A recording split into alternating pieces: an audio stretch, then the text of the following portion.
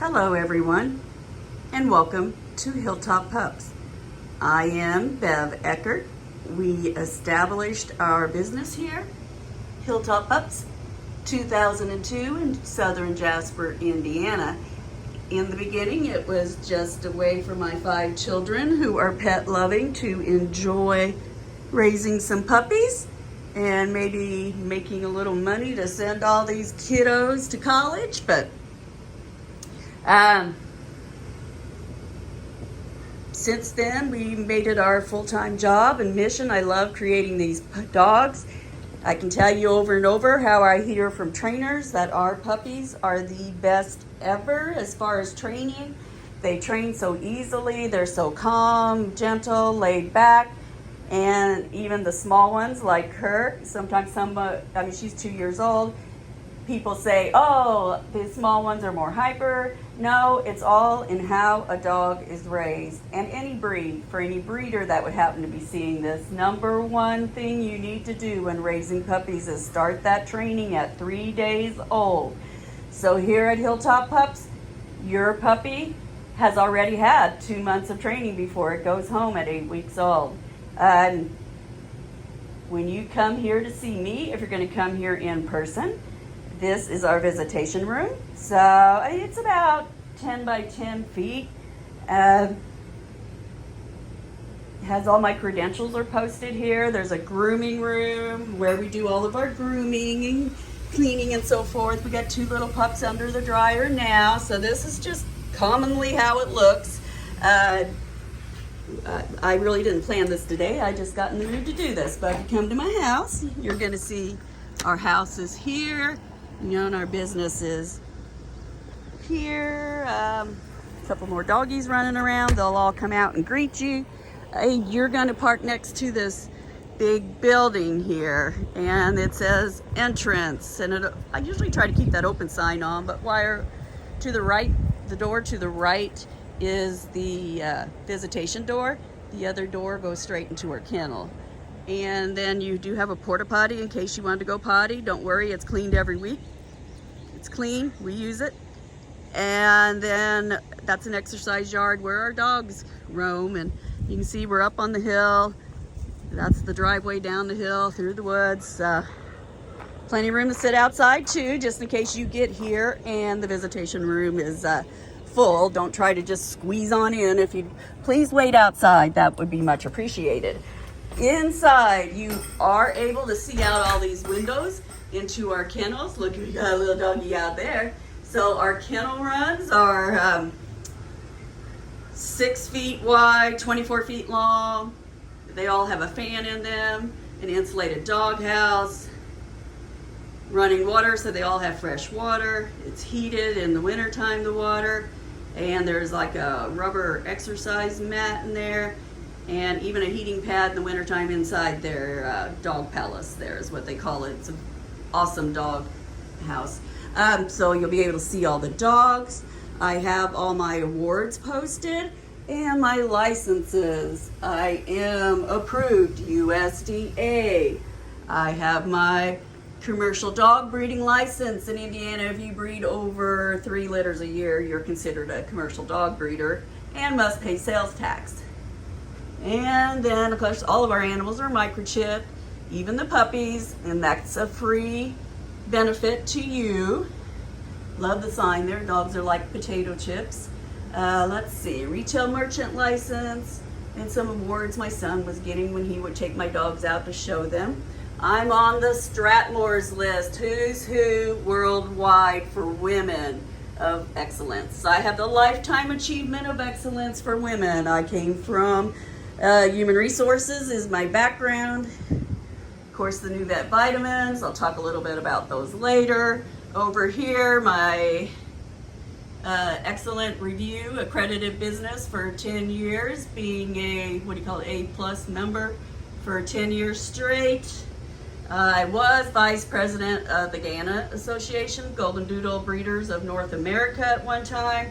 I stepped down from being vice president because I was traveling to seminars. I've learned a lot about DNA testing and But, you know, I came to a point where I felt like I was teaching more than what I was getting out of it. And my two daughters were wanting to quit their full-time jobs to stay home. So they now work with me. So they work here during the week. They know how to raise these puppies. They've grown up with them. So they each have 5 to 6 dogs at their house. They're raising litters. And my sons, let's see, Austin has 2 dogs, Rhett has 1 breeding dog, and Riley now has 1. The other one he has just got spayed. She reached her aging out age. 5 years old, we stop breeding the dog, get them spayed, rehome them if necessary. You know, in Riley's case, you know, he was just keeping his dog and breeding a few litters, and it's just a way to give them a little extra money to pay off their houses. So each puppy's going to come with a folder in your folder. And I'll just run through somebody's folder here that I have. 6-week checkup from our veterinarian. Or 5 weeks, 6 weeks, somewhere in there. And then this is your vet chart. Most important to take this to the vet. Absolutely necessary. Do not lose this, okay? Because you got the puppy's birth date, my information. The microchip number is here. Everything the vet needs to record. This puppy's being picked up in a few minutes. And I last wormed here on the 10th because we worm every 2 weeks. And then your vaccinations. This is most important, what the veterinarian wants to know. What vaccination did you use? 5-way vaccination, 5-way vaccination. Here at 12 weeks old, they can get the 7-way vaccination because it'll add in a couple of more things that are age appropriate and maybe your state needs. And then the next one in Indiana, 16 weeks old, to get the rabies vaccination. So you want to keep this for your lifetime record. This is your form on registering that microchip. I prepaid for it. This is not one of these gimmicks like Home Again where you have to pay $20 every year to update your information. This is one time. Unless your information changes, you just go to this website or there's a phone number at the bottom of the call. But you put in your microchip number, your name, address, and that's it for life unless any of your information changes. Then you get a Continental Kennel registration form because these puppies are not registered with AKC. Your dogs, to become an official breed, when you're mixing different breeds, and they need to be like 5 to 6 generations down, so where all the dogs start looking the same. And as you see my wall here, you know, all my dogs are taking on a unique look, and that's what AKC needs. You know, you're going to say, they don't look like a golden retriever and they don't look like a poodle. They look like a golden doodle. So they're going to have to be 5 to 6 generations down. So that's going to read out a lot of those breeders that are just beginning out there, because a lot of mine are 5, 6 generations down. So basically you are getting an official golden doodle. Now people say first generation's the healthiest. That's because you're weeding out the diseases by chance that both breeds carry. Because a lot of diseases, it takes both the parent dogs to carry that gene for the offspring to inherit it. So, I mean, if you're just guessing and not doing DNA testing, F1's going to be healthier than any of the other dogs. That breeder is breeding. But in my case, I've been DNA testing for 20 years because I've done everything correctly from the beginning and did my research and spent that extra money because I wanted to do it right. I'm very particular. I want everybody to be happy with their puppies, happy, healthy puppies that live long lives. And so we DNA test from the very beginning. So when you're looking at my multi-gens that have 5, 6 generations down, they have been health tested parents for 5, 6 generations, which is awesome. So my multi-gen will be as healthy as my first generation because I've DNA'd all diseases out of them. Plus, I have that history of my dogs behind them because most of my dogs are going to have Noah in them, Chewbacca. If you're a frequent flyer of Hilltop Pups, you know those names because they've been here forever. Chewbacca's like 16 and still breeding. You know, I can see his face in a lot of these dogs because he's probably a grandfather or a great-grandfather. He's amazing. So when your puppy goes home, You've got the CKC registration form because they do accept the crossbreeds. And it's more of a tracking system to find out where these dogs go. But always keep this form for proof of birth date and who the parents were, because so many of my customers come back for a second, third, fourth, fifth dog from me. And they're asking me who the parent dogs are, and then sometimes that could be a computer or two back that I have and maybe lost information. So just keep that form to keep track of that. You've got the Companion Health Insurance. So this is a great insurance company I've been with for 18 years. They actually told me I was one of the first breeders to sign up with their program. We were at a seminar together, and they give you this program for 30 days. You get free coverage. So say your dog falls off a sofa and breaks a leg, something like that they would cover. I always say, it kind of depends where you live at. If you're in a big city, your vet bills are going to be quadruple the cost of a smaller city. You might want to consider driving 20 minutes, half an hour out of town, going to a more country vet. Just look at their building. If it's huge and expensive, I've heard like a spay here local, $150. A spay in a big city, I've heard up to $800, $900. So I don't know about routine care. There might be different tiers in this insurance. You might want to check into that. So I will give you your new vet vitamin supplement because we love these. Our dogs love them. It is the only vitamin our dogs think are treats, so they just gobble them down. It's a big wafer, so it's one big wafer a day for your dog.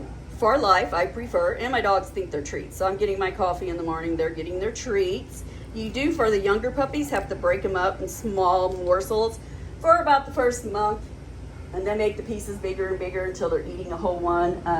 It's because this is their chicken soup for the soul food, and it is the tiny little morsels. So their jaws just aren't strong enough to eat that whole wafer yet. I actually had a customer call me, and it was too funny. They're like, all my dog's doing is licking the wafer. I can't get him to eat it. And then it finally dawned on me that they have puppies, and you're gonna have to break it up. They're licking it because they can't chew a whole 1-inch vitamin. More likely, we'll send them home with this little packet. That's metronidazole pills and wormer for the first 3 days. It's a big change on a puppy to go to a new environment. The little pills, metronidazole is like Pepto-Bismol. I've had nurses here before that said, oh, we give that to our nursing home patients when it's a big family day and they're coming to visit, and it basically just keeps their stomachs nice and calm. Dogs don't always do good on car trips the first time, and that's kind of a dual thing. You're leaving Indiana here on these winding roads, and winding curvy roads, they can get car sick. So it takes plus all the new smells. They're going home with strangers, they're leaving their litter mates. It's all a big change. They're going to get home, and it's all the new smells, the new house, the new schedule. All that is going to create stomach upset. It's just anxiety. It's good anxiety. I'm not saying you're torturing your puppy. You're not. It's just part of the process of the growing process. So all this keeps their stomach nice and happy, keeps their stool nice and hard. If your dog has diarrhea, something's wrong in their life. Maybe they ate something that disagreed. If it's an adult dog and they have diarrhea, I like to fry hamburger and give it to them, and usually the next day they're perfectly fine. But an upset stomach does cause diarrhea. So if you can stay ahead of that, so this doesn't say anything's wrong with your puppy, this says you want to stay ahead of that. Because if your dog gets diarrhea and it's hard to clean up from a rug or a carpet, then that item's ruined, because if that puppy smells those scents there, that's where they're going to want to potty at all the time. And that's normal. That's what they're going to do. So this will keep their stool hard, stomach calm, and you just pick up, if they do have an accident in the house, you just pick it up and throw it away. Then the wormer, you're going to be worming your dog once a month for the rest of its life. And it's kind of a dual thing here too. When a puppy gets stressed, if there is any kind of worm in there, it's going to multiply like crazy. It's just a good environment for them to multiply. So this just stays ahead of that too. And you're going to start worming then once a month, like your trifectas and your heart guard and all that. You will also get, I have a contract here. And so this contract you get in your folder. And then you have a contract to sign and return, or you'll sign it if you're here picking up in person. And then we have the USDA form. You just need to sign. If you're having a delivery person deliver your dog or a trainer's picking it up, they'll sign. It's just saying who took possession of your dog and how did it leave my property. So that is everything you're going to be getting from me. It's quite a lot of information to go through. I kind of email you out a lot of information too. I have a 17-page welcome letter that kind of gives you some easy information. In my own words, kind of a little quick start manual. I also email this Golden Doodle book because I help give some input into writing it. So I have the rights to the ebook format of it, and I send that out. It's also on my website, and I just mark some pages here where my dogs are featured. That one is actually my husband's niece's dog, and that's actually the second book they wrote. So, but when your puppy goes home, you will get some kind of leash appropriate for what size it is. Like this blue one here, we have this in blue and purple, and it's the harness for the smaller puppies. So you got a little harness and a leash combo. The big ones will have a bigger leash. And then the medium-sized ones, they'll have this is called a lead. It's like a show lead, but it's a safety mechanism. Let me dish together for you. So, and you're just gonna hook that around the puppy's head like this. And so you got a leash combo there, and that'll tighten up, and you use that as a leash. So that's your big stuffed animal for right now that I'm giving out. You get a little stuffed animal, you get the baby blanket, the ball, the rope toy, a gift bag, a bag of food, and the doorbell. So you just place that bell on the door at a height where the puppies can touch it with their nose. Here, they've grown up, these puppies. They know when our doors open. They're going to hear a bell, so that means the door's opening and closing. People are going in and out, so they really catch on to that really quick. That is it. So just a quick view. Whether you can visit here in person. Somebody's stirring up my puppies out there. My husband's out there. But see, I got a couple of dogs running around. Did you guys have a nice day?